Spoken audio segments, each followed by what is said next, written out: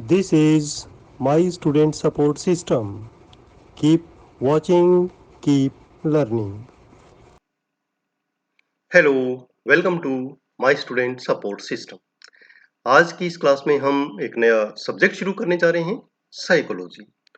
और साइकोलॉजी में आज जो हम स्टडी करने वाले हैं वो पढ़ेंगे कि इंट्रोडक्शन अबाउट साइकोलॉजी क्या है, साइकोलॉजी की परिभाषाएं क्या हैं, और एक इम्पोर्टेंट टॉपिक इससे मिलता-जुलता जो अक्सर एग्जाम में पूछा जाता है कि माइंड बॉडी रिलेशनशिप से आप क्या समझते हैं। तो ये दोनों टॉपिक आज हम शुरुआत करेंगे। ये लेक्चर आप हिंदी में देख रहे हैं और यदि आप इंग्लिश में स्टडी करना चाहते हैं तो आई बटन पे क्लिक करें, वहां पे आपको इंग्लिश लेक्चर का लिंक मिल जाएगा, या आप डायरेक्ट चैनल को विजिट करके भी इस वीडियो को और अन्य कई लेक्चर्स को इंग्लिश में भी देख सकते हैं। साइकोलॉजी या मनोविज्ञान क्या है? मनोविज्ञान शब्द की उत्पत्ति ग्रीक वर्ड साइकी और लोगोस से हुई है। साइकी का अर्थ होता है मन या आत्मा, और लोगोस का अर्थ होता है अध्ययन करना।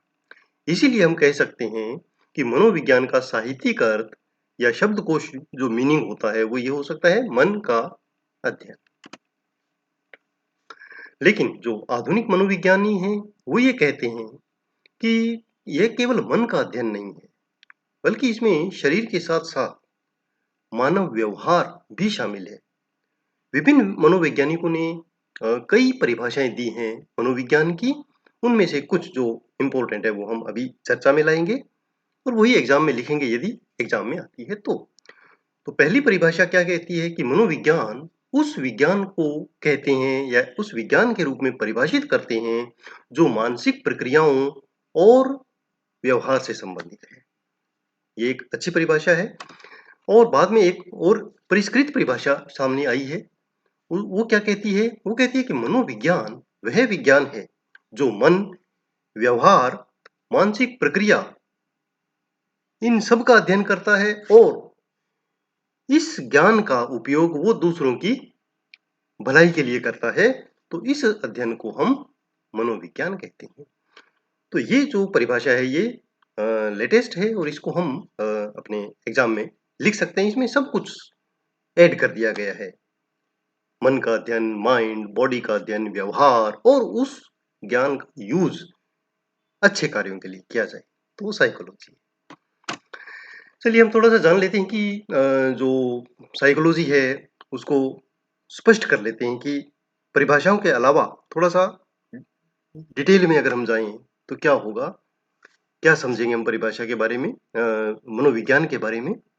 क्योंकि सिर्फ परिभाषा लिखने से काम नहीं चलता, थोड़ा सा हमें उसका भूमिका बनानी पड़ती है, एक्सप्लेन करना पड़ता है। तो एक्सप्लेनेशन में हम ये लिख सकते हैं कि जो हमने अभी परिभाषाएं लिखी हैं या देखी हैं उनसे एक बात स्पष्ट हो जाती है कि जो मनोविज्ञान है वो मानव व्यवहार एवं इस व्यवहार के पीछे जो बैकग्राउंड में माइंड और मेंटल प्रोसेस चल रहा है उस साइंस की भी व्याख्या करता है।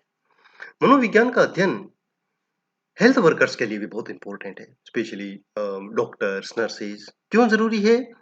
क्योंकि इससे एक जो मरीज आपके पास है, हॉस्पिटल में आया है या कम्युनिटी में है, तो उसके व्यवहार को आप थोड़ा सा प्रिडिक्ट कर सकते हैं। ये आइडेंटिफाई कर सकते हैं कि अब इसका व्यवहार क्या होगा नेक्स्ट और ये क्यों हो रहा है।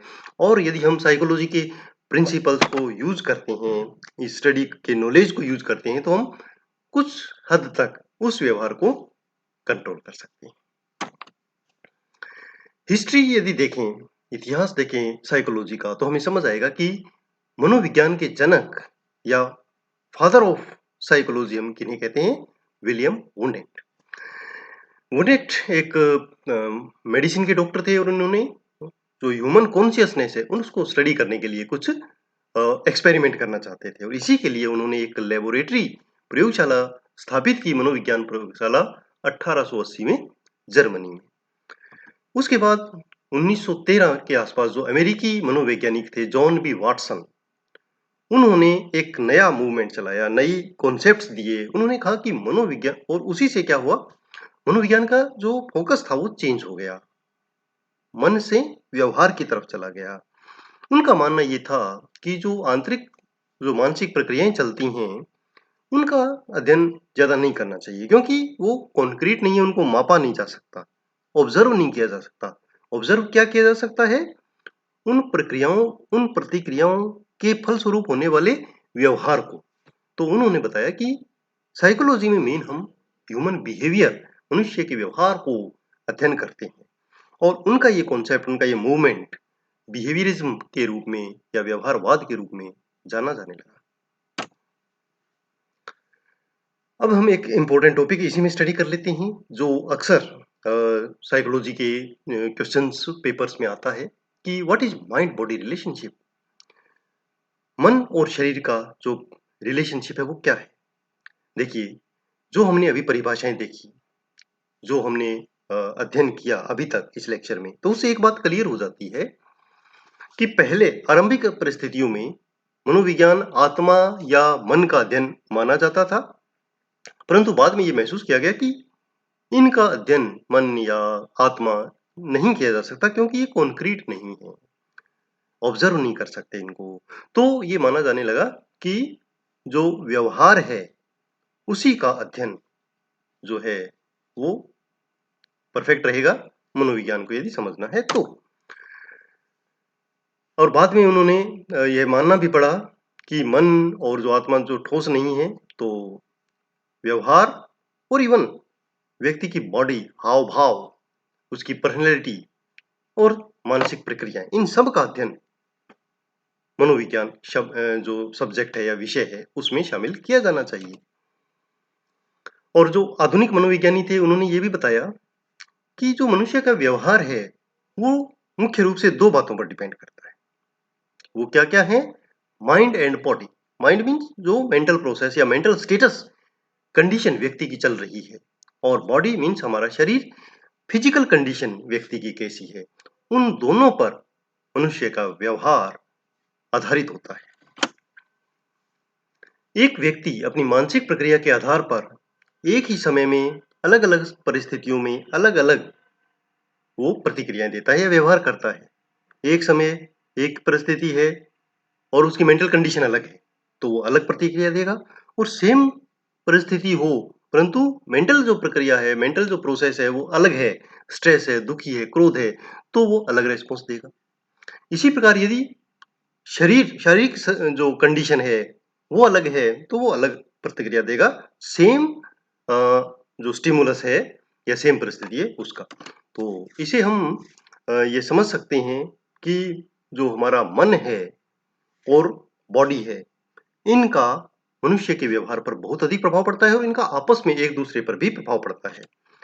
जैसे अगर मान लो कोई व्यक्ति मानसिक रूप से उदास है या स्ट्रेस में है, तो उसके जो शरीर के अंग हैं वो भी थोड़ा-सा डिफरेंटली वर्क करना शुरू कर देते हैं।